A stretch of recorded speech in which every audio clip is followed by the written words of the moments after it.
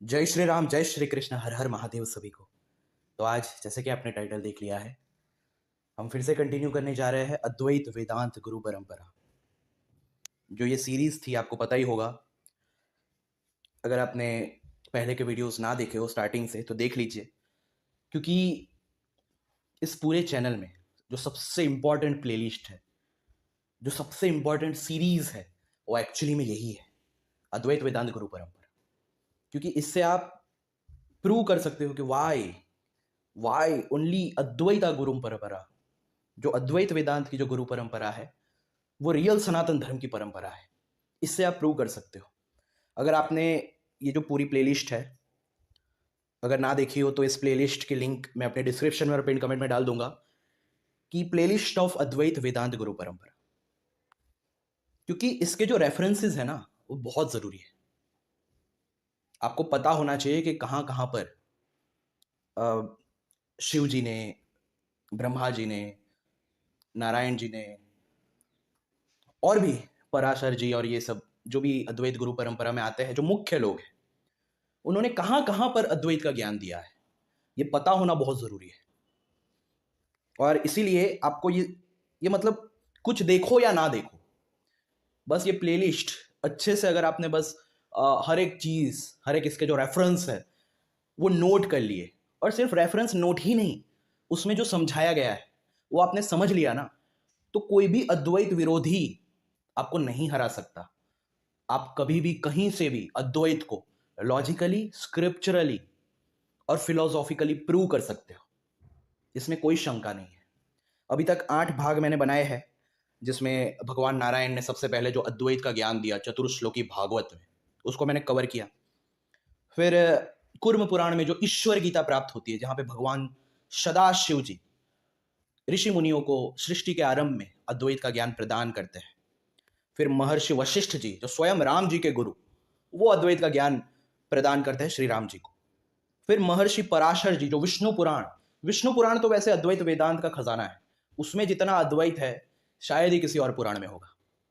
तो पराशर जी जो सबसे बड़े अद्वैतवादी, सबसे बड़े मैं कहना चाहूंगा, और वो वेद व्यास जी के पिताजी थे स्वयं, और सबसे बड़े एस्ट्रोलॉजर। फिर व्यास जी, कि कैसे व्यास जी स्वयं वायु पुराण में लिखते हैं कि मेरा ब्रह्म सूत्र जो है वो सिर्फ और सिर्फ अद्वैतवाद का प्रतिपादन करता है।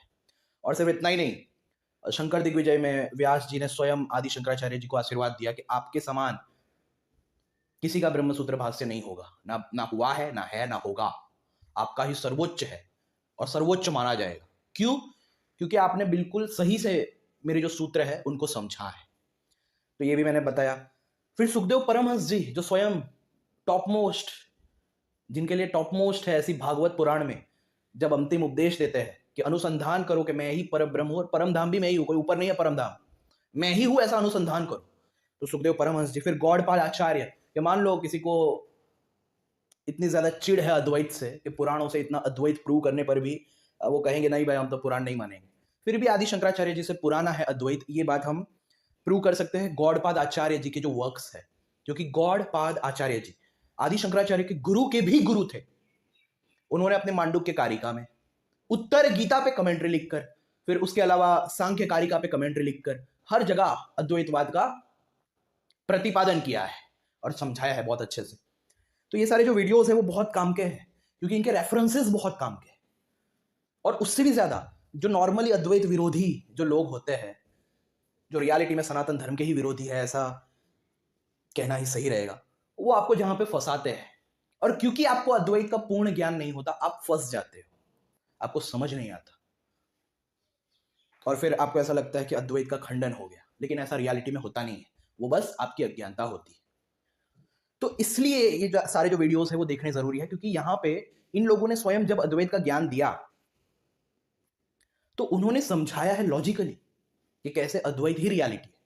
और मैंने भी पूरे डीप में जाके समझाने की कोशिश की है इन वीडियोस में, अलग अलग अद्वैत विरोधियों के क्लेम्स उठाकर, कि अगर कोई ये क्लेम करे तो इसका आंसर क्या है, अगर ये क्लेम करे तो इसका आंसर क्या है। मतलब आपने अगर रट लिया ना ये पूरा, रटना तो नहीं बोलूंगा मैं, मतलब रेफरेंसेस आपने याद कर लिए, उससे भी ज्यादा अगर आपने ये जो भी कुछ मैंने समझाया है वो बस अच्छे से समझ लिया, तो आपको दुनिया का कोई भी फिलोसोफर कोई भी अद्वैत विरोधी सिद्धांतवादी आपको हरा ही नहीं सकता, सपने में भी नहीं हरा सकता। उसके अलावा जीव और आत्मा की जो सीरीज है वो तो है ही, वो तो सबसे ज्यादा इंपॉर्टेंट है। तो चलो अब शुरू करते हैं। ये ब्रह्मा जी का बाकी रह गया था। ब्रह्मा जी ने जहां पे अद्वैत का ज्ञान दिया, वैसे तो बहुत सारी जगहों पे दिया है, लेकिन स्पष्ट सबसे जो श्रेष्ठ वर्णन जो मुझे लगता है वो यहाँ पे गरुड़ पुराण में। गरुड़ पुराण का ये आचार खंड है, आचार खंड चैप्टर 236। अब देखो गरुड़ पुराण में एक्चुअली में रियल जितने भी गरुड़ पुराण है एडिशंस, 6 में से 5 एडिशन में सिर्फ 2 ही खंड है पहले के। सिर्फ एक ही एडिशन जो वेंकटेश्वर एडिशन है उसमें तीसरा खंड पाया जाता है। इसलिए तीसरे खंड को कोई भी स्कॉलर ऑथेंटिक मानता नहीं, क्योंकि 6 में से सिर्फ एक खंड में वो पाया गया है। और एक्चुअली में जो तीसरा खंड है वो पहले 2 खंडों में जो बातें सिखाई गई है उसका भी विरोध कर रहा है। तो वो स्पष्ट पता चल जाता है कि वो इंटरपोलेशन है तीसरा खंड। तो आप देखो पहले खंड में ही आप देख सकते हो कि किस तरह से यहाँ पे जो आपको मूर्ख बनाते हैं ना कुछ लोग, कि भाई अद्वैत तो आदि शंकराचार्य से पहले था ही नहीं, मायावाद का प्रचार करने आए, लोगों को मूर्ख बनाने आए, और ऐसी सब जो भ्रांतियां, क्योंकि आपको ज्ञान नहीं है इसलिए आपकी अज्ञानता का फायदा उठाते हैं। तो आप देखो उन्हीं की गरुड़ पुराण में यहां पर ये एंडिंग देखो, 235 का एंडिंग श्लोक देखो कि द बिहोल्डिंग ऑफ द सुप्रीम ब्रह्म, यहां पे ब्रह्मा लिखा है, रियलिटी में ब्रह्म है, बाय डींट ऑफ सांख्य और वेदांत नॉलेज और by practising the rules of yoga is called emancipation. The universe is but a series of appearances. देखो अद्वैत ये प्रतीति है, यूनिवर्स जो है वो प्रतीति है, अपीयरेंस है, of perceptions of the non soul as soul and the unreal as real. ये इस कारण है, मतलब आपको ये प्रतीति, ये भ्रांतियां इसलिए है क्योंकि आपको रॉन्ग आइडेंटिफिकेशन है। आप जो अनात्मा है उसको आत्मा समझ रहे हो और जो अनित्य है उसको नित्य समझ रहे हो। इस भ्रांति के कारण ही आप इस बॉन्डेज में फंसे हुए हो। अब यहां पे सबसे इंपॉर्टेंट बात पता है क्या है? यहां पे जब वेदांत नॉलेज की बात की है तो according to Puranas, according to our real Maharshi, Vedanta का अर्थ सिर्फ अद्वैत है। जो आज यहां वहां जो कुछ लोग फैलाते हैं, भाई देखो वेदांत में भी ये इतनी सारी जो अलग अलग फिलोसॉफी है, वो एक्चुअली में अलग अलग फिलोसॉफी नहीं है, वो भ्रांतियां है। इट इज लाइक ये तो वो वैसी बात है जैसे रामपाल जैसों ने कोई बुक लिख दी, सूत्र लिख दिया, भाष्य कर दिया और उसको हम मानने लगे कि ये भी एक फिलोसॉफी हो गई। तो वो क्या है? वो अज्ञानता है, वो भ्रांति है, वो कोई फिलोसॉफी नहीं होगी। तो वैसे ही रियलिटी में वेदांत जो है वो अद्वैत वेदांत ही है, अगर मैं सच बताऊं। क्योंकि देखो अगर ऐसा ना होता तो यहां पे वो वेदांत का अर्थ सिर्फ अद्वैत क्यों लेते? लगाओ दिमाग, अगर ऐसा ना होता तो। और यहां पे बोलने वाले भी स्वयं ब्रह्मा जी है। अब देखो कुछ ऐसे लोग जो अज्ञानता का फायदा उठाकर ये बताते हैं कि भाई भगवान शब्द जो है, श्री भगवान वाच जो है, वो कृष्ण के और विष्णु के अलावा किसी के लिए है ही नहीं। पर मैंने आपको बताया था कि हर जगह हर एक लोग के लिए भगवान शब्द यूज किया है। अरे उपनिषदों में तो गुरुओं को श्री भगवान वाच, भगवतो, गुरुओं को, आत्मज्ञानियों को, और विष्णु पुराण में तो लिखा है कि आत्मज्ञानी को ही भगवान कहा जाता है। तो ये सारी बातें क्यों उठती है? क्योंकि आप अज्ञानी हो, आपको रियलिटी का ज्ञान नहीं है। इसका ही फायदा उठाकर कुछ पापी लोग जो धर्म के नाम पे धंधा करना चाहते हैं वो ऐसी भ्रांतियां फैलाते हैं। अब देखो यहां पे ब्रह्मा जी के लिए श्री भगवान उवाच इस्तेमाल किया है या नहीं किया? फिर ये बात खंडित हो गई कुछ पाखंडियों की कि भाई भगवान उवाच तो कृष्ण और विष्णु के अलावा किसी के लिए है ही नहीं। अरे सभी के लिए है, वाल्मीकि को भी भगवान बोला गया है, वशिष्ठ को भी भगवान बोला गया है, ऐसा कोई है ही नहीं जिसको भगवान बोला नहीं गया है।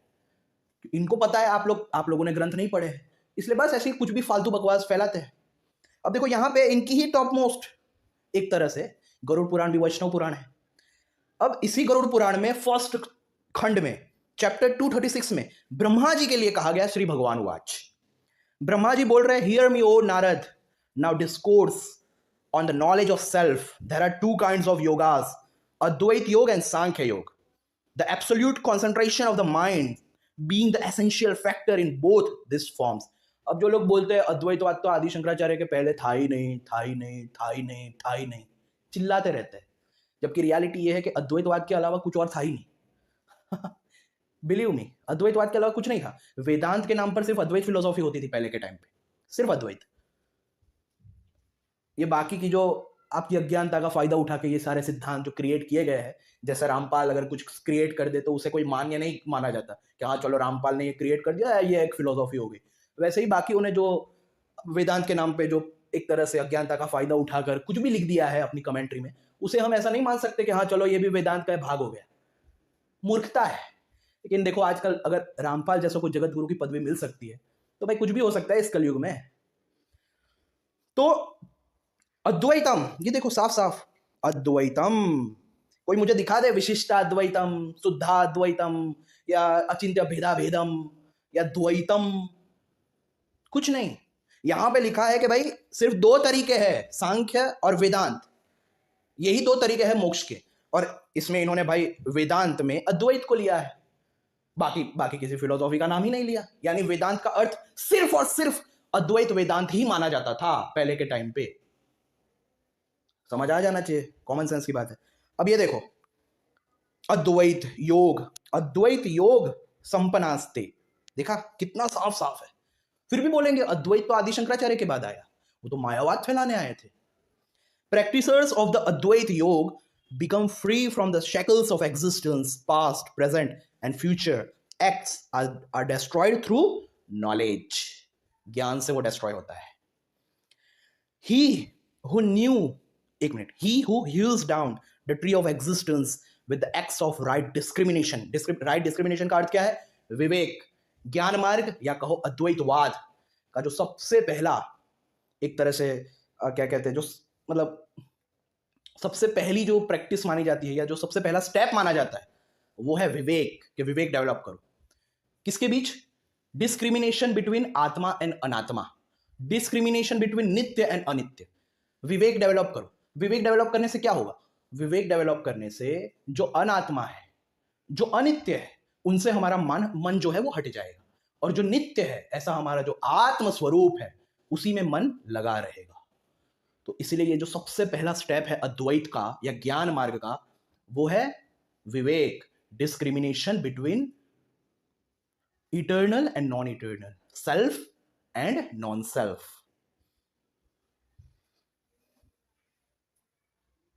Takes an ablution in the sacred pool of knowledge and apathy, comes by the bliss of Vishnu. The three states of waking, dream, and dreamless sleep are the three rods of nescience. All are included within this Maya. Eternal is the secondless Brahm. यानी ये जो तीनों अवस्थाएं हैं, जागृत, स्वप्न और सुषुप्ति, ये सब माया के अंडर में आती है, प्रकृति के कारण है। इटर्नल कौन है? एकमात्र जो अद्वैत ब्रह्म है वही इटर्नल है। तो यहां पे डिस्क्रिमिनेशन की बात है कि भाई नित्य और अनित्य में जो विवेक है, तो इस तरह से समझना चाहिए कि ये तीनों जो अवस्थाएं हैं, जागृत, स्वप्न, सुषुप्ति, ये सब माया के अंडर में है, इसलिए अनित्य है। तो नित्य क्या है? तूर्या, जो आत्मा की रियल स्टेट है, तूर्या, या जो ब्रह्म का रियल स्वरूप है, वही इटर्नल है, वही सत्य है। Without name, form and action is that supreme self. He created this infinite universe and established himself therein. उसने खुद ही एस्टैब्लिश किया है अपने आप को। ऐसा नहीं है कि भाई जो क्रिएशन हुआ वो उससे कोई भिन्न था, कोई नई चीज उत्पन्न हो गई हो ना, उसने खुद ही अपने आप को प्रकट किया है इस क्रिएशन के रूप में। अब ये सबसे इंपॉर्टेंट है। जो अद्वैत विरोधी सोहम अस्मि, सोहम सोहम, इन सब का मजाक उड़ाते हैं, अब इनकी ही टॉप मोस्ट, गरुड़ पुराण के टॉप मोस्ट जो ब्रह्मा जी है, जिनको यहां से श्री भगवान वाच कह के संबोधित किया गया है यहां पर, वही हमें 6th वर्स में सिखा रहे हैं कि आई एम द नोअर। मैं रियलिटी में सिर्फ नोअर हूं, यानी मैं जानने वाला हूं। मैं क्या हूं? सबके अंदर जो जानने वाला है, जो दृष्टि का विषय नहीं है, जो दृष्टा है, जो जानने का विषय नहीं है, वो जो जानने वाला है, जो श्रवण का विषय नहीं है, जो श्रोता है, जो प्राण का भी प्राण, मन का भी मन, वो मैं हूं। जो सबके अंदर चैतन्य रूप से, अवेयरनेस रूप से जो जान रहा है, वो मैं हूं। I am the knower, the embodiment of reality that transcends all illusion. I am he, मैं वो हूं। यानी जिस यूनिवर्सल, ये देखो, जिस परम तत्व की यहां पे बात की गई है, जो without name, form and action, जो ऐसा सुप्रीम सेल्फ है, उसको इस तरह से जानो कि वो आई एम ही, वो मैं हूं, सोहम अस्मि। इट इज दिस नॉलेज, ये जो ज्ञान है, which serves as the only road to emancipation. अब कितने लोग कुछ कुछ पुराणों से दिखाते रहते हैं कि देखो नाम जप से ही मुक्ति मिलेगी, नाम जप से ही मुक्ति, हरे नाम एव कैवलम। अब ऐसे वर्सेस तो ज्ञान मार्गियों के लिए भी है, ऐसे वर्सेस क्रिया योग वालों के लिए भी है शास्त्रों में, वो भी दिखा सकते हैं। पर सबसे ज्यादा ऐसे वर्सेस ज्ञान मार्गियों के लिए है कि आत्मज्ञान के बिना मुक्ति नहीं मिल सकती। और ये बात सच है, क्योंकि बंधन का कारण क्या है? अज्ञान। तो स्वाभाविक सी बात है, मुक्ति का कारण क्या होगा? ज्ञान ही होगा ना। अगर बंधन का कारण अविद्या है तो मुक्ति का कारण विद्या होगी, सिंपल सी बात है। अब ऐसे लोगों को हम भी दिखा सकते हैं, जैसे यहाँ पे गरुड़ पुराण में तो साफ साफ बोल दिया कि भाई ये जो नॉलेज है, आई एम ही सोहम अस्मि, कि वो जो सर्वव्यापक चैतन्य है वो मैं हूं, ऐसा जो नॉलेज है, ऐसा जो ज्ञान है, उसी से मुक्ति मिलेगी। यानी इन लोगों की तो मुक्ति कट हो गई एक तरह से, इन अद्वैत विरोधियों की। हम भी ऐसी सेम बातें बोल सकते हैं। और ऐसे वर्सेस इतने सारे हैं पुराणों में कि जिसमें लिखा है सिर्फ और सिर्फ ज्ञान योग से मोक्ष मिल सकता है। तो क्या हम भी ऐसे वर्सेस दिखा दिखा कर जो नाम जप कर रहे हैं, जो उपासना कर रहे हैं, उनका मजाक उड़ाएंगे कि देखो देखो तुम्हें तो मुक्ति नहीं मिलेगी क्योंकि सिर्फ ज्ञान मार्ग से मोक्ष मिलता है? क्या हम ऐसा करेंगे? हम ऐसा कर सकते हैं, लेकिन करते नहीं हैं हम ऐसा करते नहीं है। लेकिन ये लोग हमेशा करेंगे, ये लोग हमेशा करते रहते हैं, भाई सिर्फ नाम जप से मुक्ति मिलेगी, सिर्फ उपासना से मुक्ति मिलेगी, ये लोग पूरे दिन चिल्लाएंगे। पर रियलिटी में ऐसे वर्सेस ज्ञान मार्ग के लिए सबसे ज्यादा है कि आत्मज्ञान के बिना मोक्ष नहीं मिल सकता, चाहे वो कुछ भी करता रहे पूरी जिंदगी। वो टैप रिकॉर्डर जो होता है, वो पूरी मतलब कोई टैप रिकॉर्डर पूरा दिन नाम जप करता है, क्या टैप रिकॉर्डर को मोक्ष मिल जाएगा? मोक्ष आत्मज्ञान से मिलता है। नाम जप और ये सब जो है वो चित्त शुद्धि के साधन है, इससे हमारा अंतःकरण शुद्ध होता है। और वो शुद्ध भी किस लिए करना है? ताकि आत्मज्ञान हो सके। तो अंतिम जो कारण होता है मोक्ष का, वो आत्मज्ञान ही होता है। चाहे कोई कुछ भी बोल ले, कभी ना कभी ये चीज माननी पड़ेगी। तो यही is serves as the only road. ये देखो साफ साफ लिखा है, सोहम अस्मिति मोक्षाय नान्यः पंथा। नान्यः पंथा यानी इसके अलावा और कोई पंथ और कोई तरीका नहीं है। सोहम अस्मिति, आई एम ही, सोहम मैं वो हूं, इसका नॉलेज ही एकमात्र तरीका है, इसके अलावा कोई और तरीका ही नहीं है। तो ऐसे वर्सेस तो ज्ञान मार्गियों के लिए भी है। हम भी चाहे तो ऐसे वर्सेस दिखा दिखा कर जो उपासना वाले हैं उनका मजाक उड़ा सकते हैं, लेकिन हम लोग ऐसा नहीं करते। क्यों? बिकॉज अद्वैतवादी मैच्योर होते हैं। अब देखो, practice of knowledge, meditation, hearing of shastras, celebration of sacrifice, practice of charity and penitential austerities, sojourns to places of pilgrimage, and study of the Vedas are of no avail as far as the working out of one's salvation is concerned. Some acquire knowledge through renunciation, celebrations of religious rites, or performances of pages confer no real knowledge. Two kinds of injunctions are found in the Vedas on this subject. One is to do X यानी religious rites, स्वधर्म निभाना चाहिए, कर्मकांड करना चाहिए, ऐसी बातें भी वेदों में है। एंड अदर इज रिनाउंस, इन सब चीजों का त्याग करो, ऐसी बातें भी वेदों में है। तो दो तरह की बातें पाई जाती है। अब जो वेदों का जो कर्मकांड वाला भाग है, वहां पे यही पाया जाएगा कि ऐसा करो, ये कर्मकांड करो, वो कर्मकांड करो। अब वेदों का जो ज्ञान कांड है यानी वेदांत, उसमें यह पाया जाएगा कि भाई त्यागो यार, इन सब में क्या रखा है, आत्मज्ञान की प्राप्ति करो, जानने वाले को जानो। जो जानने के विषय है वो तो बहुत सारे हैं, कितनों कितनों को जानोगे? उसको जानो जो इन सबको जान रहा है, उस जानने वाले को जानो जो इन सब के एग्जिस्टेंस को भी जानता है और इन सब की नॉन एग्जिस्टेंस को भी जानता है, क्योंकि वो जानने वाला हम सब में एक है। इसलिए जिसने जानने वाले को जान लिया उसने सब कुछ जान लिया, क्योंकि वो जानने वाला सबके अंदर अवेयरनेस के रूप में सब कुछ जान रहा है। ये बहुत डीप बात है, लेकिन ये हकीकत है। सेवरल ऑथोरिटीज, अच्छा ये तो हो गया, नहीं एक minute. Several authorities assert that seekers after emancipation celebrate religious sacrifices for the purpose of purifying their thoughts. They cannot confer any other benefit. अब देखो यहां पे ऐसी जो बातें हैं जो शायद उपासकों को बहुत चुभेगी। Those who meditate upon deities cannot be liberated. देखो ऐसी बातें भी है, ऐसी बातें भी है, लेकिन किसी अद्वैतवादी ने कभी दिखाया? Those who meditate upon deities cannot be liberated, even with the aid of right. knowledge in the course of one existence. बाप रे. Unsuccessful yogins are reborn as brahmanas in the families of yogins. It is his acts that bind an animal. Liberation lies through knowledge. यानी मोक्ष किससे मिलता है? ज्ञान से. Take recourse to the knowledge of self, as otherwise nations will assail thee. यानी हमेशा तुम बंधन में रहोगे अगर मतलब जब तक तुम्हें आत्मज्ञान नहीं हो जाएगा. Undoubtedly a person, ये सब ब्रह्मा जी बोल रहे हैं, ये हमें ब्रह्म संहिता दिखाते हैं ना. अब उनसे भी बड़ी अथॉरिटी पुराण है, और पुराण में स्वयं वही ब्रह्मा जी यहाँ पे हमें ज्ञान दे रहे हैं. किसका? अद्वैत का. Undoubtedly a person comes by immortality the moment he desires in his heart are annihilated. देखो साफ साफ सीधी बात बता दी कि भाई मुक्ति तब मिलती है जब आप इच्छा रहित हो जाओ. बिल्कुल सच है. और इच्छा रहित कब होंगे? जब अंतःकरण शुद्ध हो जाएगा. क्योंकि ये जो इच्छाएं हमें आती है वो पूर्व जन्मों के जो संस्कार है हमारे अंतःकरण में, उनके कारण ही होती है. तो अगर जिसने अंतःकरण को ही शुद्ध कर दिया, जिसने अपने मन को ही शुद्ध कर दिया, अपने मन को 1.8 कर दिया, उसे इच्छा नहीं हो सकती, वो इच्छा रहित हो जाता है. और एक बार अंतःकरण शुद्ध हो जाए तो उसे आत्मज्ञान हो जाता है. तो इच्छा रहित होने से ही मोक्ष मिलेगा.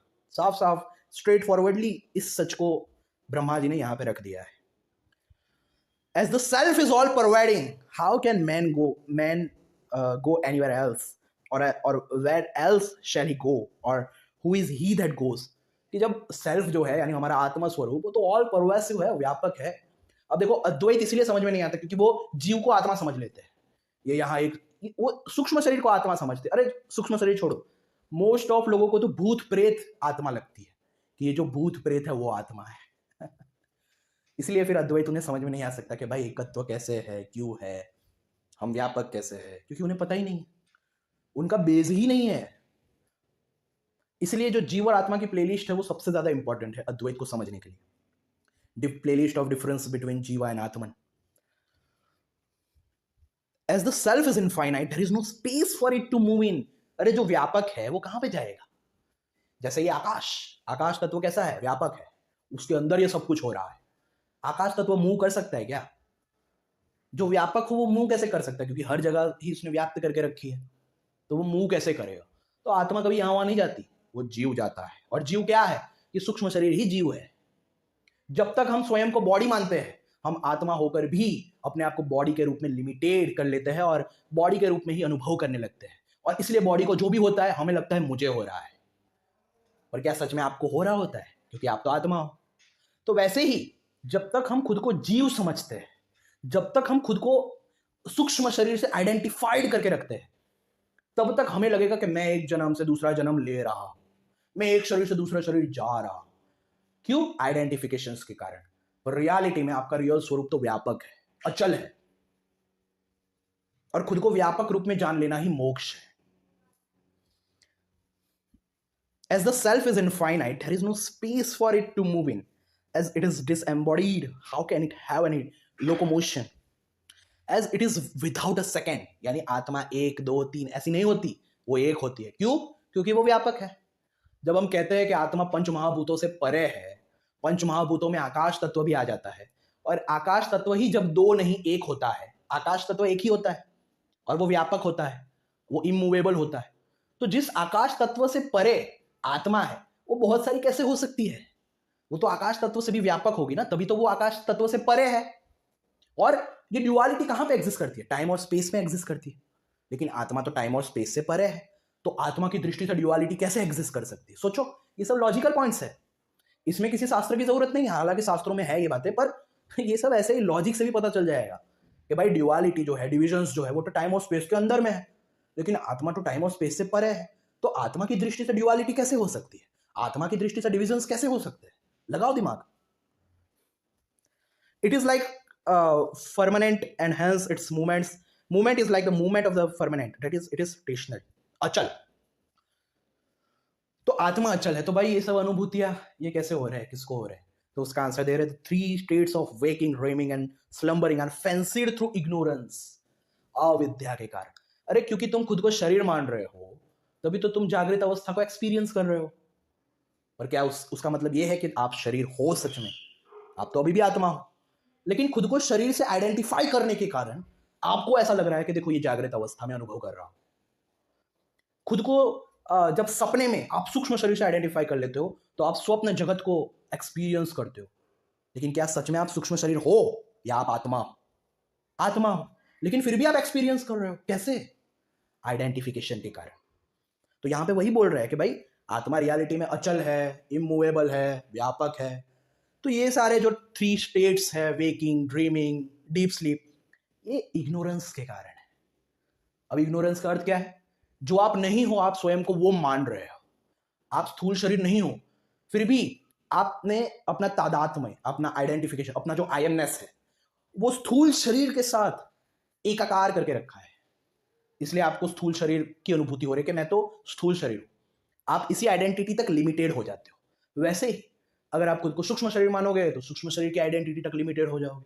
अगर आप खुद को कारण शरीर मानोगे तो कारण शरीर की आइडेंटिटी तक लिमिटेड हो जाओगे। लेकिन अगर आप खुद को सर्वव्यापक चैतन्य मानोगे तो आप अपने रियल स्वरूप में स्थित हो जाओगे। यही है मुक्ति का उपाय। The indivisible constituents of the individual soul are the very constituents of the universal soul. That is why each and every individual is attracted to his or her own soul. Wow, ये बहुत deep बात बोली है। हम हमेशा अपने आत्म स्वरूप से आकर्षित होते हैं। इसलिए हम हमेशा चाहते हैं कि मैं ना मरूं, मैं अमर हो जाऊं। क्यों? क्योंकि जो आपका रियल स्वरूप है वो अमर है। आप हमेशा आनंद चाहते हो कि मुझे आनंद मिल जाए, कि मुझे आनंद मिल जाए। आप हमेशा आनंद चाहते हो। क्यों? क्योंकि आपका जो रियल स्वरूप है वो आनंद स्वरूप है। आप हमेशा चाहते हो कि मुझे कोई इटर्नली मुझे कुछ मिले, जो सदा रहे मेरे पास, जो कभी मुझसे कोई छीन ना ले। ऐसा क्यों? क्योंकि आपका जो आत्म स्वरूप है, जो रियल स्वरूप है, वो इटर्नल है। तो क्योंकि आपका रियल स्वरूप सच्चित आनंद है, आप हमेशा उसकी तलाश कर रहे हो, लेकिन आपको पता ही नहीं है। आप यहां वहां भाग रहे हो उसकी तलाश में, और आपको यही नहीं पता वो आपका ही स्वरूप है। तो यहां पे यही कहा गया है कि इसलिए each and every individual is attracted to his or her own soul.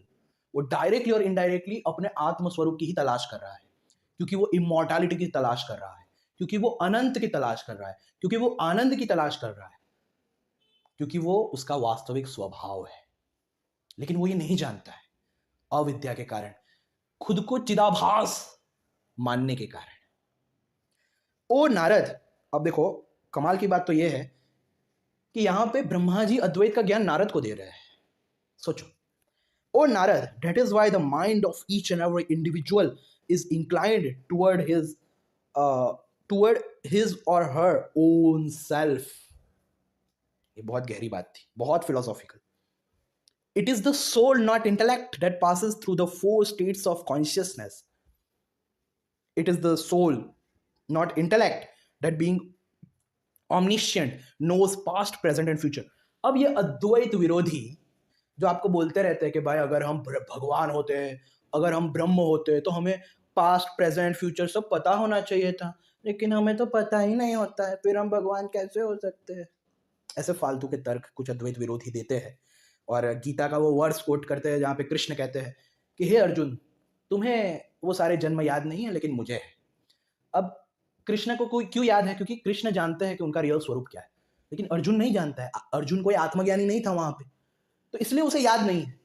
बाकी योग जो सिद्धि है, योग दर्शन में अगर आप देखोगे, जो विभूति पाद है उसमें जो अलग अलग सिद्धियां है, तो उसमें ये भी तो सिद्धि है कि जिसमें योगी को पास्ट, प्रेजेंट, फ्यूचर सब कुछ पता हो जाता है, वो सर्वज्ञ हो जाता है। तो ये सारे अद्वैत विरोधियों के क्लेम्स रियलिटी में चाइल्डिश है। वो इतना नहीं समझते हैं कि भाई there is a difference between realised soul and unrealised soul.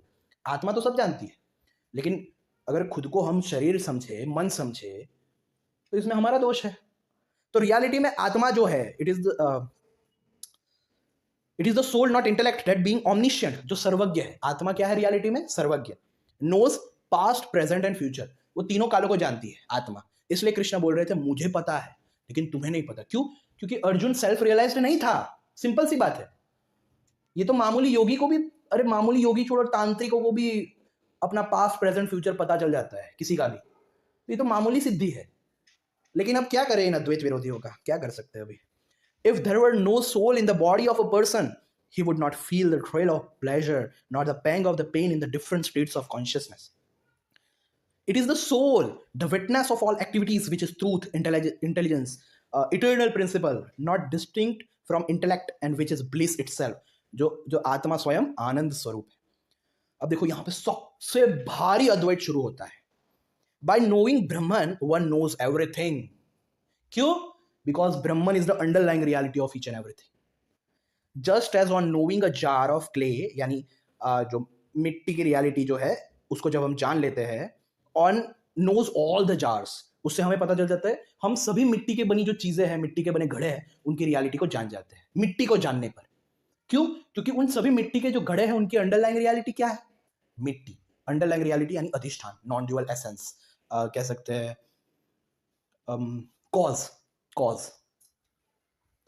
Cause एकदम सही वर्ड है. अच्छा, वैसे ही नोइंग अ जार ऑफ और knowing gold, one knows all that is made of gold. उसी तरह से ब्रह्मन को जान लेने पर हम सब कुछ जान लेते हैं. इसका अर्थ क्या है? कि ये सब जो भी इफेक्ट है वो एक नॉन ड्यूअल ब्रह्मन का ही अपीयरेंस है. तभी तो ऐसा एग्जाम्पल दिया. लगाओ दिमाग. देखो कितना डायरेक्ट अद्वैत है ये, कि जैसे मिट्टी को जान लेने पर मिट्टी के जितने भी घड़े हैं उनका ज्ञान हो जाता है कि ये मिट्टी का ही स्वरूप है. सोने को जान लेने पर यह ज्ञान हो जाता है कि ये सब कुछ सोने का ही, मतलब सब कुछ नहीं, सोने की जितनी भी बनी चीजें हैं उनका ज्ञान हो जाता है कि ये रियलिटी में सोने का ही स्वरूप है, बिकॉज सोना इज द कॉज. जो गोल्ड है वो इन सबकी अंडरलाइंग रियलिटी है. वैसे ही ये जो भी कुछ एग्जिस्ट कर रहा है उनकी जो अंडरलाइंग रियलिटी है वो हमारा रियल स्वरूप ब्रह्म है, जो सर्वव्यापक चैतन्य है. तो इसलिए उस रियल स्वरूप को जान लेने पर हम सब कुछ जान लेते हैं, क्योंकि cause itself is appearing as effect. Clay itself is appearing as all these clay pots. Gold itself is appearing as all these ornaments made up of gold. And because Brahman is the underlying reality, which itself is appearing as all this existence, when we know the Brahman, we know everything which exists. क्योंकि हम सबकी underlying reality को जान लेते हैं. अब इससे बड़ा अद्वैत आपको क्या चाहिए?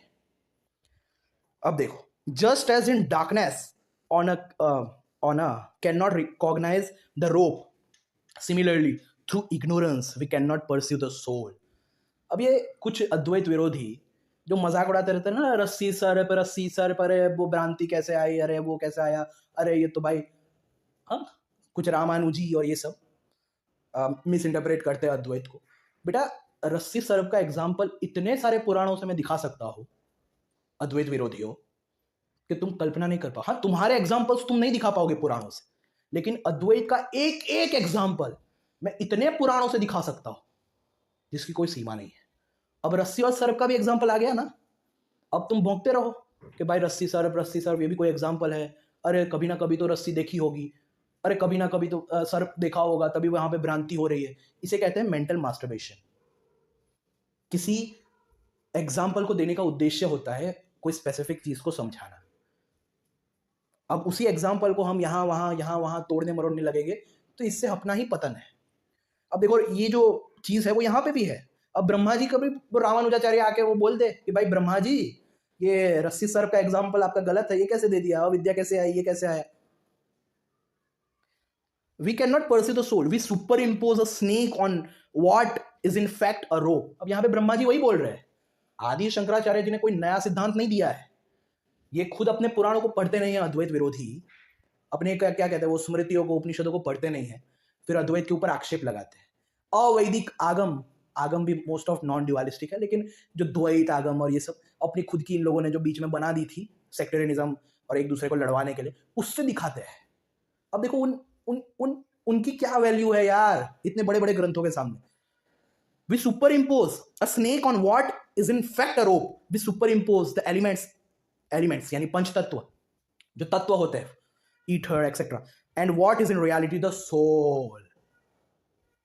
अब भाई कोई अद्वैत विरोधी आएगा यहाँ पे ब्रह्मा जी का खंडन करने के लिए, आमंत्रित है, कोई आ जाओ.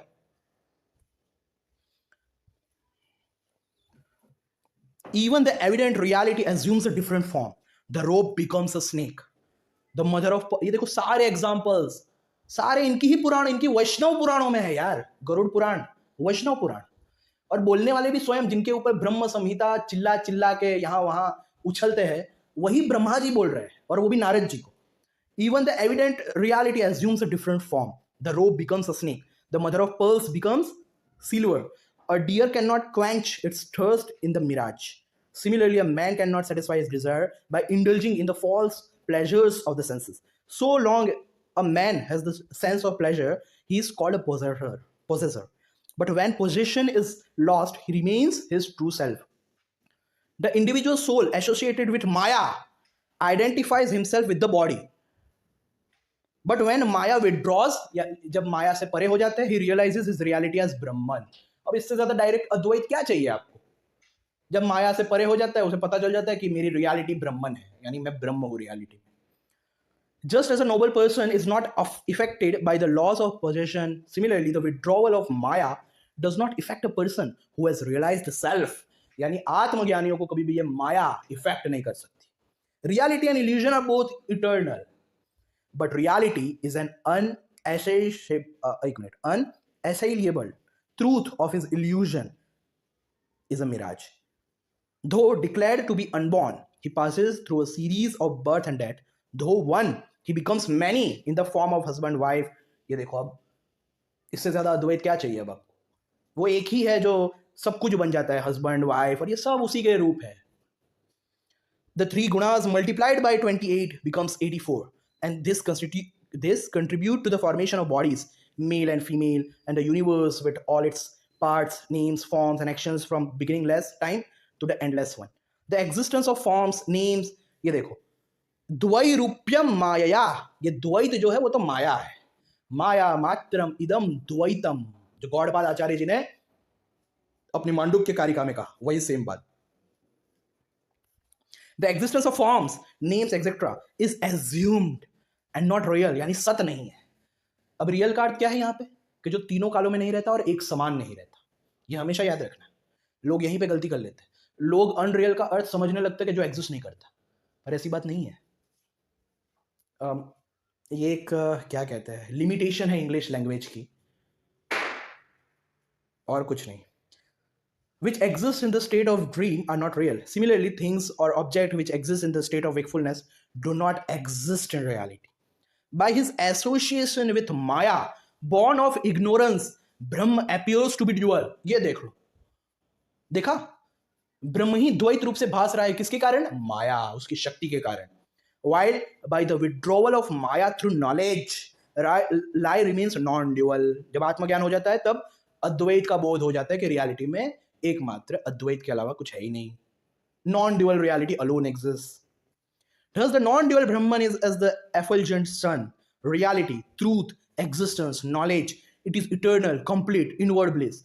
As external, it is unborn. As a non-doer, it is nectar. As the light of an earthen lamp, it is an inward light. The realization that the individual soul is identical with the supreme soul leads one to release. यानी ये realization ही हमें मुक्ति प्रदान करता है कि individual जो जीव है वो रियलिटी में ब्रह्म ही है.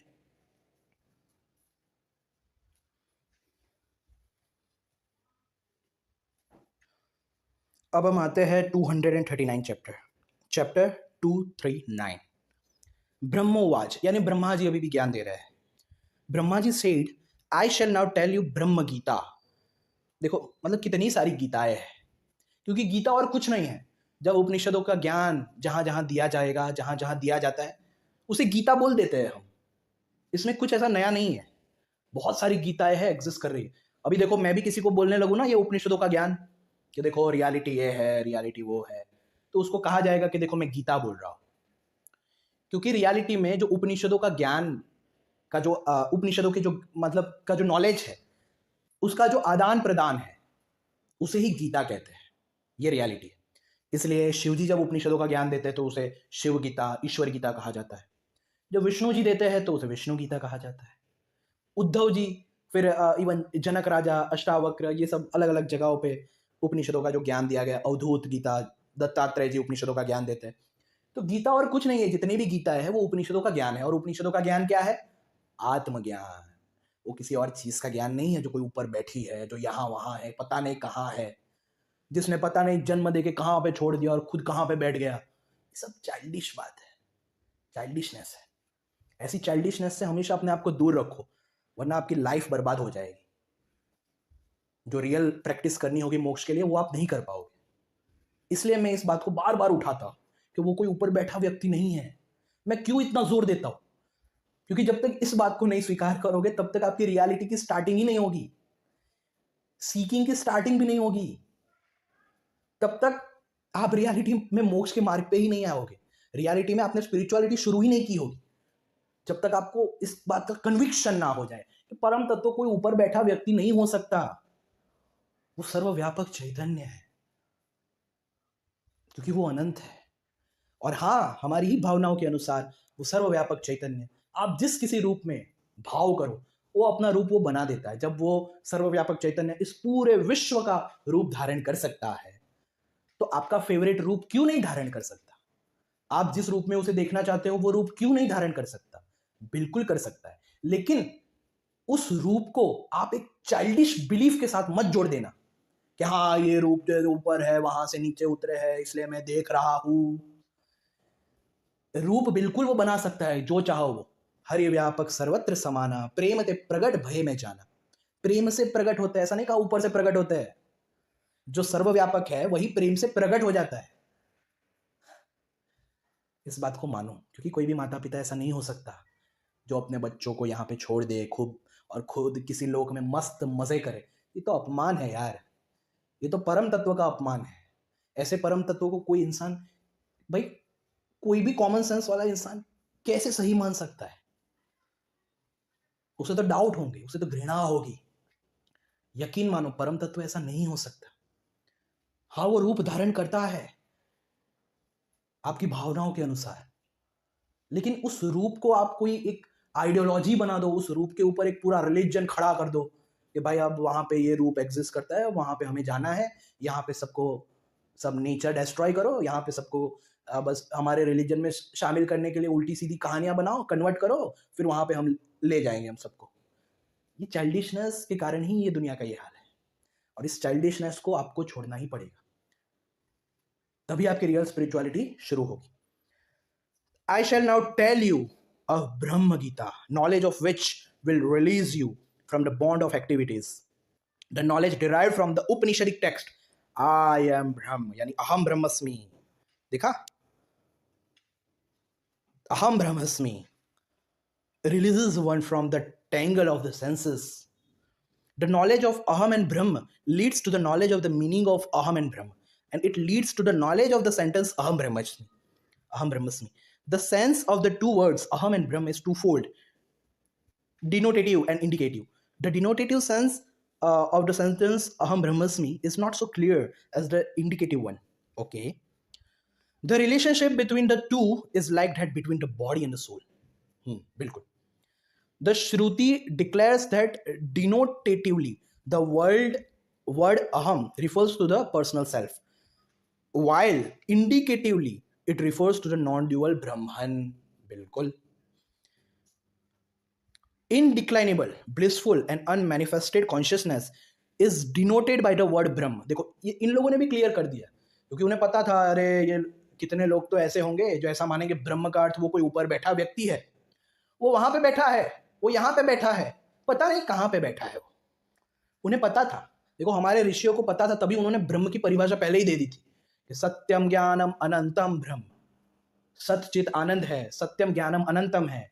यहां पे भी दे दी कि भाई नहीं, देखो पहले ही मैं बता दूं, ब्रह्म का अर्थ कोई ऊपर बैठा व्यक्ति नहीं है, ऐसा मत समझना। ब्रह्मा जी बोल रहे हैं जो इनडिक्लाइनेबल है, जो ब्लिसफुल है यानी जो आनंद है, एंड अनमैनिफेस्टेड कॉन्शियसनेस है यानी चैतन्य जो है, is denoted by the word ब्रह्म। अच्छा क्या ना उन्होंने बता दिया, नहीं तो भाई ये भेदा भेदी बोलते, अरे हम कृष्णा कैसे हैं, अगर हम कृष्णा होते चलो गोवर्धन उठाओ, चलो ये करो। इसलिए अच्छा किया कि भाई नहीं भाई, यहाँ पे भी है, सुनो सुनो सुनो। यहाँ पे जो ब्रह्म का अर्थ है वो है इनडिक्लाइनेबल, ब्लिसफुल एंड अनमैनिफेस्टेड कॉन्शियसनेस। ये चैतन्य है जो सबके अंदर अवेयरनेस है, जो सबके अंदर लाइफ है, जो सबके अंदर जो कॉन्शियसनेस है, उसे मैं ब्रह्म बोल रहा हूं। While the personal self manifested in the body is denoted by the word aham. Indicatively, the word aham refers to Brahma, while the word Brahma refers to the soul in the body. The two are identical. ये दोनों एक ही है।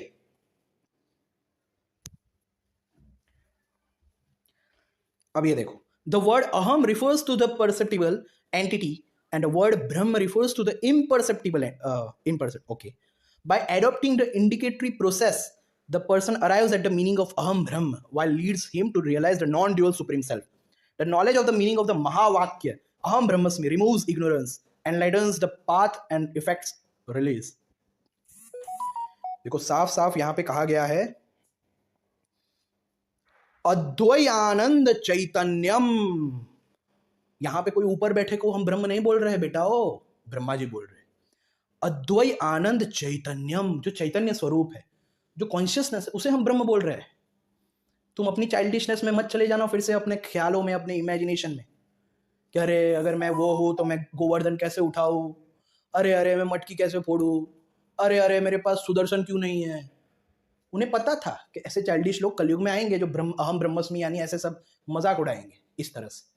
इसलिए पहले ही बता दिया, यहाँ पे ब्रह्म का अर्थ चैतन्य है, अवेयरनेस है, जो सबके अंदर, जो जानने वाला है, जो साक्षी है, जो कुछ नहीं करता। जो कुछ नहीं करता तो वो गोवर्धन क्यों उठाएगा? वो तो सगुण साकार ब्रह्म उठाते हैं। निर्गुण निराकार ब्रह्म तो सिर्फ सत्ता मात्रम निर्विशेषम, जो सिर्फ सत्ता मात्र है, यानी जो सबके अंदर बस एग्जिस्टेंस के रूप में है, जो बस अवेयरनेस के रूप में है, उसको मैं यहां पे ब्रह्म बोल रहा हूं। ब्रह्मा जी बता रहे हैं,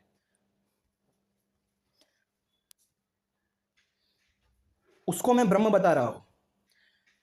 अब यहां पे भगवान हरि स्वयं बोल रहे हैं, Lord Hari said from the eternal ब्रह्म, जो ऐसा ब्रह्म है, ऐसा वाला नहीं जो कहीं पे ऊपर बैठा है, जो चैतन्य स्वरूप सर्वव्यापक, जो अवेयरनेस के रूप में, जो कॉन्शियसनेस की फील्ड है, ऐसे स्वरूप वाला जो ब्रह्म है, उसके अंदर से ईथर यानी आकाश तत्व उत्पन्न हुआ।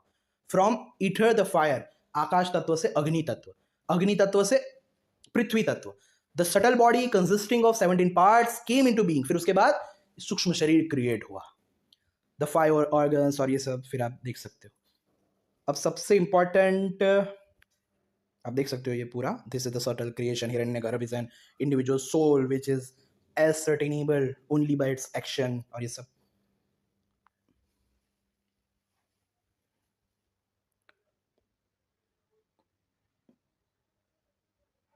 ये देखो, ये देखो, ब्रह्मैव प्रविष्टम, द इंडिविजुअल सेल्फ यानी जो जीव है, pervades the subtle as well as gross body, as the shrutis declare the very Brahman has entered the bodies, यानी जो जीव है वो रियलिटी में ब्रह्म ही है जो जीव के रूप में है। अब इससे डायरेक्ट अद्वैत क्या चाहिए? Like the sun in the water, the higher self reflected in the intellect is called jiva. जैसे एक ही सूर्य पानी के अंदर रिफ्लेक्ट होता है, मान लो बहुत सारे घड़े रखे हैं, घड़ों के अंदर पानी है, तो एक सूर्य ही बहुत सारे घड़ों के अंदर रिफ्लेक्ट होता है। वैसे ही वो एक सर्वव्यापक चैतन्य जब अहंकार तत्व के साथ क्या कहते हैं, अहंकार तत्व में जब उसकी चैतन्यता का स्फुरण होता है तो बहुत सारे चिदाभास क्रिएट हो जाते हैं। चिदाभास यानी रिफ्लेक्शन ऑफ कॉन्शियसनेस, और ये चिदाभास ही रियलिटी में जीव है। हम सब रियलिटी में जो अभी अज्ञानता का अनुभव कर रहे हैं, इंडिविजुअलिटी का अनुभव कर रहे हैं, सेपरेटनेस का अनुभव कर रहे हैं, वो क्या है? वो चिदाभास है हम सब। जब हमें ये पता चल जाएगा कि मैं कभी चिदाभास था ही नहीं, मैं तो हमेशा से सर्वव्यापक चैतन्य हूं। कैसे?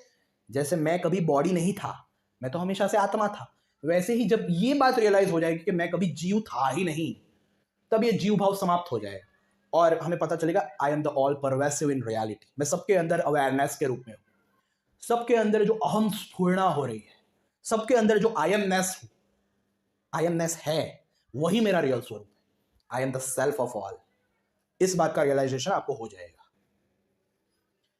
like the sun in the water, the higher self यानी higher self Brahma reflected in the intellect, बुद्धि तत्व में जब रिफ्लेक्ट होता है, आ गया ना चिदाभास, इज कॉल्ड जीवा। तब ये चिदाभास को ही जीव कहते हैं। Which sustains life and consciousness as the witness of 3 states, जो इस इन तीनों जो स्टेट है, जागृत, स्वप्न, सुषुप्ति, उसे विटनेस करता है, जानता है। द सुप्रीम सेल्फ यानी जो हमारा रियल सेल्फ है, वो कभी भी इन सबसे एसोसिएटेड नहीं होता। जैसे सूर्य का प्रतिबिंब अगर जल में पड़े तो ऐसा नहीं है कि रियलिटी में सूर्य जो है वो गंदा हो गया, सूर्य जो है वो कैद हो गया, उन जल के अंदर कैद हो गया, या जो जो भी घड़े थे जिसके अंदर पानी था उसके रूप तक सूर्य सीमित हो गया, सूर्य जो है वो तो भीग गया। ऐसा नहीं होता ना कभी भी। क्यों? क्योंकि वो सूर्य की रियल स्थिति नहीं है, वो सूर्य का रिफ्लेक्शन है। उसी तरह से ये चिदाभास को कुछ भी हो जाए उससे हमारे रियल स्वरूप को कोई फर्क नहीं पड़ता, क्योंकि हम चिदाभास है ही नहीं। खुद को चिदाभास मान रहे हैं लेकिन हम हैं थोड़ी। ये आइडेंटिफिकेशन के कारण ही बंधन है। इसीलिए नेति नेति आइडेंटिफिकेशन छोड़ो ऐसा कहा जाता है। इसलिए सांख्य दर्शन में भी कैवल्य कैसे मिलता है? सांख्य दर्शन में कि खुद को जान लो कि मैं ये प्रकृति और प्रकृति के समस्त तत्वों से अलग हूं, अपने आइडेंटिफिकेशन को हटा लो, अपने स्वरूप में स्थित हो जाओ तो कैवल्य मिल जाए। तो सांख्य दर्शन, योग दर्शन, वेदांत दर्शन, ये तीनों के तीनों कहते हैं कि भाई आइडेंटिफिकेशन, जो रॉन्ग आइडेंटिफिकेशंस है उनसे अपना आइडेंटिफिकेशन हटाना, उन आइडेंटिटीज से रहित होना और अपने स्वरूप में स्थित हो जाना जो कि व्यापक है, उसी को मोक्ष कहते हैं। इट इज नॉट, देखो, the supreme self is not associated with attributes, is distinct from three states of consciousness, the state of wakefulness, dream and sound sleep. It is not divided in parts, is non-dual. अरे ये सब जो अलग अलग जो स्थितियां हैं उसमें कोई वो आत्मा कोई डिवाइड नहीं हो गया है या हो जाता है, वो हमेशा नॉन ड्यूअल ही रहता है। Is of eternally pure nature, seated inside the body and characterized by three states of consciousness. The individual self is no other than the higher self. अब बोलो, बताओ अब इससे ज्यादा क्या अद्वैत चाहिए कि द इंडिविजुअल, वो जो चिदाभास है वो और कुछ नहीं है, रियलिटी में सर्वव्यापक चैतन्य ही है। जो रिफ्लेक्शन सन का जो है, वो जो घड़े के अंदर पानी है उसके अंदर रिफ्लेक्ट हो रहा है, उसको बोलो कि हे रिफ्लेक्शन, तुम ये जो यहाँ पे रिफ्लेक्ट हो रहे हो ना, ये तुम्हारा रियल स्वरूप नहीं है, ये तुम्हारा रियल स्वरूप नहीं है। तुम्हारा रियल स्वरूप देखो वो है, वो जो सूर्य है ना, वो तुम्हारा रियल स्वरूप है। तुम अपने आप को ये रिफ्लेक्शन मत समझो। जैसे कोई लहर को बता रहा हो, हे लहर, तुम अपने आप को सिर्फ ये लहर का फॉर्म मत समझो, यू आर द वाटर, और ये जितनी भी लहरें हैं वो पानी ही है, ये पूरा समुद्र पानी ही है। तुम अपने आप को ये सिर्फ लहर का फॉर्म मत समझो। जैसे कोई मिट्टी के घड़े को बता रहा है, हे मिट्टी के घड़े, तू सिर्फ ये मिट्टी का घड़ा नहीं है, तू मिट्टी है, और ये जितने भी मिट्टी के घड़े तू देख रहा है वो तेरा ही स्वरूप है, क्योंकि तेरा स्वरूप मिट्टी है, और ये जितने भी मिट्टी के घड़े हैं वो मिट्टी का ही स्वरूप है। वैसे ही कि हे चिदाभास, हे जीव, तुम अपने आप को ये जीव मत समझो, तुम सर्वव्यापक चैतन्य हो। ऐसा अनुसंधान करने पर हमें पता चलता, इसे ये सेल्फ इंक्वायरी कहते हैं, और इसी से मोक्ष मिलता है। जब हमारे जीव भाव का अंत हो जाता है, चिदाभासता का अंत हो जाता है, तब हमें मोक्ष मिलता है, तब हमारी स्वरूप में स्थिति होती है। A person who is ever intent on three states, the state of wakefulness, of dream and of sound sleep, can never realize Brahma. वो कभी भी ब्रह्म को नहीं जान सकता। I shall now tell you something about those activities which are undertaken for the attainment of, कितना बड़ा हो गया ये video, of fruits, and about the three states of consciousness, Jagrat, etc. The knowledge of an object through the organ of senses is called Jagrat. The seeker for the knowledge of an object goes in contact with that very object through the medium of senses. The same is repeated in dream, in sound sleep. There is a total withdrawal of senses. The mind and intellect are concentrated in Brahman. Serially or non-serially, the individual soul passes through the three states. In the preliminary state of meditation, he is aware of the objective world. As soon as the desire for liberation is created in him, he withdraws his senses from the outside world, which being emanated from the creator himself, appears to be distinct. Wow. यार, as the jar appears distinct from clay, कि जैसे मिट्टी का घड़ा है वो हमें लगता है ये तो मिट्टी से अलग है, वैसे ही वो क्रिएटर जो खुद ही ये सब क्रिएशन बना है, हम ऐसा समझते हैं कि ये क्रिएशन क्रिएटर से अलग है। देखो, अब इससे ज्यादा अद्वैत क्या चाहिए? The universe is constituted of the five-fold elements, is nothing but an aggregate of five subtle elements. कि ये जो पंच महाभूत है वो रियलिटी में और कुछ नहीं है, पंच सूक्ष्म भूत ही है। अब उससे भी नीचे जाएंगे, जैसे जैसे हम सूक्ष्म होते जाते हैं वैसे वैसे हम व्यापकता को प्राप्त करते हैं। अब सबसे सूक्ष्म तत्व कौन सा है? आकाश, क्योंकि वो सबसे ज्यादा सूक्ष्म है, वो सबसे ज्यादा व्यापक है। तो सोचो, आत्मा तो आकाश से भी सूक्ष्म है, इसलिए वो आकाश से भी ज्यादा व्यापक है। इसलिए उसे कहा गया है कि जो विभू से भी विभू हो, आत्मा विभू से भी विभू, सबसे विभू क्या है? आकाश तत्व। उस आकाश तत्व से भी ज्यादा जो विभू है, ज्यादा जो व्यापक है, और जो सूक्ष्म से भी सूक्ष्म, सबसे सूक्ष्म क्या है? आकाश तत्व। उससे भी जो सूक्ष्म है, जो आकाश से भी ज्यादा व्यापक है, वो है आत्म तत्व। The universe constituted of the fivefold elements is nothing but an aggregate of five subtle elements, which again are nothing but the indivisible Brahma itself. Wow. The earth as the substratum, adhishtan, underlying reality of all stationary and living beings, has also a substratum in Brahma. There is no fire without wind, no wind without ether, no ether without Brahma, and no Brahma without ether. Wow. In pure consciousness, देखो बार बार कि यहाँ पे ब्रह्म कोई व्यक्ति नहीं है, कोई ऊपर बैठा हुआ नहीं है, कोई यहाँ वहां घूमने वाला नहीं है। यहाँ पे ब्रह्म कौन है? Pure consciousness. In pure consciousness there is no awareness of the states jagrat, swapna etcetera, and no sense of separateness. Pure awareness की दृष्टि से there is no separateness, there are no divisions, क्योंकि आत्मा क्या है? टाइम और स्पेस से परे है। और डिविजन्स किसके कारण होते हैं? डिविजन्स जो है वो किसके कारण होते हैं? टाइम और स्पेस के कारण। तो जो आत्मा टाइम और स्पेस से भी परे है, और जहां पे टाइम और स्पेस नहीं है, क्या उस आत्मा की दृष्टि से ड्युअलिटी एग्जिस्ट कर सकती है? सेपरेटनेस एग्जिस्ट कर सकता है? डिविजन्स एग्जिस्ट कर सकते हैं? नहीं कर सकते। इसलिए अद्वैत किसकी दृष्टि से है? आत्मा की दृष्टि से। और वो आत्मा कैसी है? क्या एक शरीर से दूसरे यहां वहां घूमने या भूत प्रेत ऐसी है वो आत्मा? नहीं, वो व्यापक है और अचल है। The personal soul loses its identity and merges into the eternally pure, intelligent, awakened and non-dual Brahma. अब यहां पे पर्सनल सोल कौन है? देखो, जीव। जीव, देखो आत्मा नहीं कहा, क्योंकि आत्मा मर्ज नहीं होती। आत्मा क्या है? ब्रह्म है। इट इज ओनली द जीवा हु मर्जेस। जीव कौन है? जीव इज अवर चिदाभास, जो हम कभी थे ही नहीं।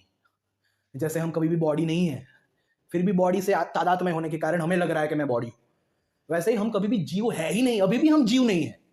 लेकिन क्योंकि इस जीव भाव, इस अहंकार तत्व से स्वयं का आइडेंटिफिकेशन, स्वयं का तादात्म्य हो गया है, हमें ऐसा लग रहा है कि मैं जीव हूं।